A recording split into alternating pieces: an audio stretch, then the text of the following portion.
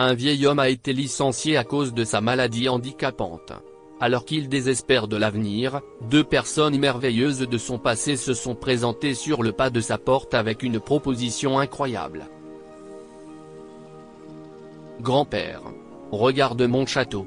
Le jeune petit-fils de Benjamin, Liam, l'appela depuis le bac à sable que Benjamin a construit il y a des années dans son jardin, à la naissance de son premier petit-fils, NJ. Normalement, il aurait applaudi et félicité son petit-fils pour avoir fait un château de sable, mais aujourd'hui, si est différent. Benjamin était triste et se sentait vidé de toute énergie. Si est super, petite, répondit-il à voix haute, mais sans émotion. Il pensait à l'avenir et à ce qu'il pourrait impliquer pour lui et le reste de sa famille. Il leva les mains pour la millionième fois depuis un an et les vit trembler. Elle ne réagissait plus à ses commandes comme avant, et maintenant, les réalités de sa maladie étaient encore plus flagrantes. Il avait utilisé ses mains pendant des décennies dans son travail d'assembleur de meubles. Il était le meilleur de l'équipe et était même responsable de certains des dessins les plus complexes de la sculpture sur bois. Cependant, après avoir appris qu'il était atteint de la maladie de Parkinson, il s'est retiré de la sculpture sur bois pour se concentrer sur l'assemblage. Malheureusement, les choses se sont compliquées et son patron, Monsieur Signoret, a fini par l'apprendre. Il a dû lui dire la vérité. « Pourquoi ne prenez-vous pas votre retraite, Ben? Si est-il le moment? Tu as l'âge qu'il faut. Vous nous manquerez, mais il est peut-être temps de vous reposer, de vous soigner et de profiter de votre âge d'or », lui suggéra gentiment son patron. « Je ne peux pas, monsieur Signoret. J'ai des traitements à venir, et ça va coûter très cher. J'ai besoin d'argent, dit-il en secouant la tête. Monsieur Signoret se pinça les lèvres mais acquiesça. D'accord, mais faisons attention à ce que tout se passe bien. D'accord?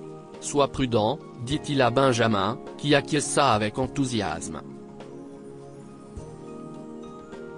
Malheureusement, la situation de ses mains a empiré et il a fini par ne plus rien pouvoir assembler.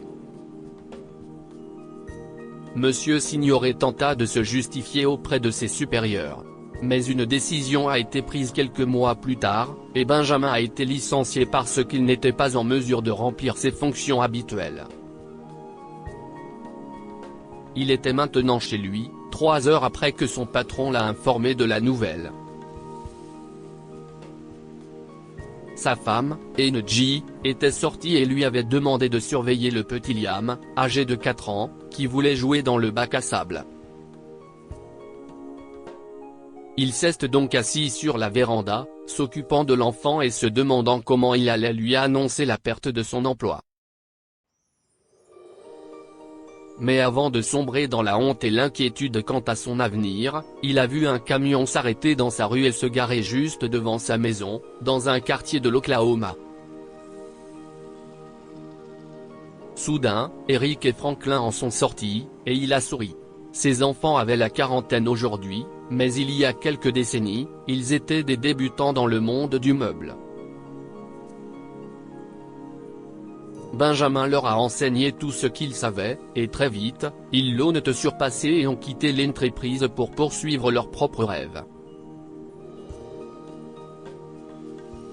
Aux dernières nouvelles, ils avaient une entreprise concurrente et s'en sortaient très bien. Monsieur Jones, s'écria Eric, les bras grands ouverts. Franklin sourit et les salua tandis qu'il remontait le chemin menant à sa véranda. Benjamin sourit en retour et se leva de façon instable, tenant sa canne du mieux qu'il pouvait. Il pouvait encore marcher et se tenir debout, mais parfois ses enfants insistaient pour qu'il se serve de sa canne. « Les enfants, si est un plaisir de vous voir », leur dit-il chaleureusement. Monsieur Jones, ne restez pas debout. Asseyez-vous, asseyez-vous, dit Franklin, les bras levés comme pour attraper le vieil homme. Mais Benjamin ne perdrait pas la face ainsi devant ses anciennes protégées. Il leur serra la main et les invita à s'asseoir. Les hommes discutèrent de rien pendant plusieurs minutes jusqu'à ce qu'Eric se raclât la gorge et commença à parler. Monsieur Jones, allons droit au but. Nous sommes ici parce que nous avons appris que vous avez été licencié, et je pense que si est insensé, commença-t-il en secouant la tête. Oui. Comment ont-ils pu après tant d'années? Où est la loyauté? Acquiesça Franklin. Vous l'avez appris? Si est arrivé il y a quelques heures, soupira l'homme âgé. Mais les garçons, vous avez aussi entendu parler de ma maladie? Si est grave. Mes mains ne fonctionnent plus comme avant. Ils n'ont pas vraiment eu le choix. Nous avons entendu, mais tout de même. Cela semble illégal, répondit Franklin, l'inquiétude se lisant sur son visage. Si est-il la vie? Nous allons tous au même endroit un jour ou l'autre, ajouta Benjamin en hochant la tête avec sagacité. Si est peut être vrai, mais pas aujourd'hui. Vous êtes toujours le brillant fabricant de meubles qui m'a tout appris, n'est-ce pas? Demanda Eric. Je suppose, dit Benjamin, perplexe. Que diriez-vous de venir avec nous? Rejoignez notre équipe, devenez superviseur et travaillez sur le projet que vous pouvez. Nous savons que vous pouvez le faire, suggéra Franklin, et les sourcils de Benjamin se haussèrent. Vous êtes sûr? Leur demanda-t-il, complètement choqué. À 100%, ajouta Eric en hochant la tête avec enthousiasme. Le cœur de Benjamin battait la chamade à cette offre, et ses lèvres se resserrèrent pour contenir ses émotions.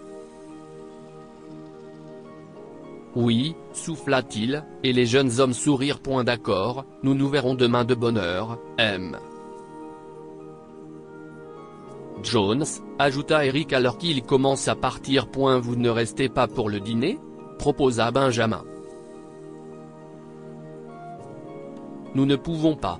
Nous avons un dîner d'affaires aujourd'hui. Mais peut-être une autre fois, s'excusa Franklin. Oh, et au fait, en tant que superviseur, vous allez gagner beaucoup plus qu'avant. Mais nous en discuterons demain. Les hommes sourirent une dernière fois et partirent enfin.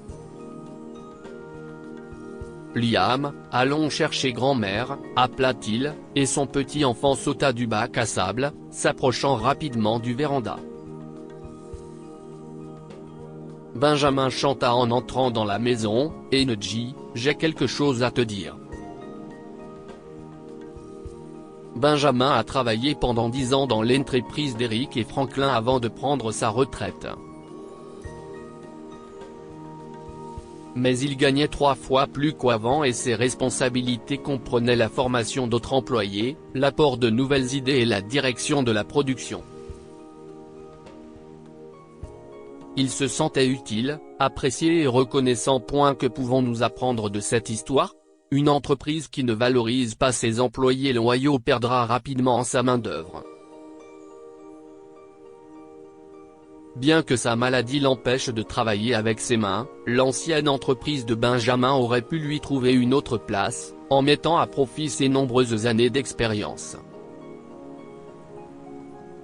Au lieu de cela, elle l'a perdu au profit d'un concurrent.